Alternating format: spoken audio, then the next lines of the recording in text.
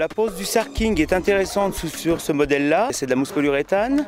Elle est intéressante, c'est le rapport qualité-prix, car il apporte en fait une qualité d'isolation avec un R très important par rapport à l'épaisseur, qui pourrait correspondre à une épaisseur de laine de verre ou de laine de roche qui serait doublée.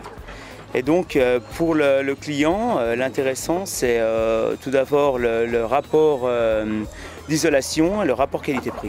Surtout dans notre région où la différence de température est très importante, c'est-à-dire qu'en hiver on peut descendre à des moins 10, moins 15 et monter en température de 30, presque 40 degrés parfois en été. Donc c'est ce qui rapporte en fait avec cette isolation par l'extérieur une parfaite isolation de la maison. Un gain énorme au niveau du chauffage, un confort en hiver, un confort en été. Donc on est sur des produits avec les nouvelles réglementations. Qui plus est, en plus avec le sarking, avec un coefficient de 6,2, on a le droit au crédit d'impôt.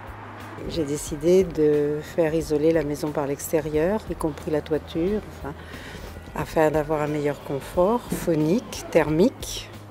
Et puis je pense que l'énergie devant augmenter, c'est la solution d'avenir, peut-être pas pour moi, mais pour les suivants. Puisqu'il y avait des extensions et des modifications de volume, le plus simple était de traiter tout par l'extérieur et d'uniformiser. Alors avant d'arriver avec une laine de roche ou une laine de verre à un coefficient de 6, on réduit énormément les pièces de l'étage, tandis que là on a un avantage, c'est qu'on laisse la surface des pièces identique à celle qu'il y avait auparavant. Là on est en 140 mm en extérieur, donc on ne touche pas du tout à la superficie des pièces. À l'intérieur ça prend de la place.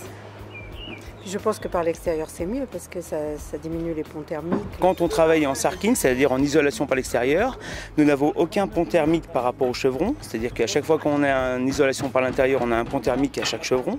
Là par l'extérieur, on n'a aucun pont thermique. L'avantage c'est que les gens peuvent habiter chez eux. Quand on est en rénovation, on ne touche pas du tout à l'aspect intérieur, ce qui est avantageux par rapport au client, car il n'y a aucun travaux à l'intérieur.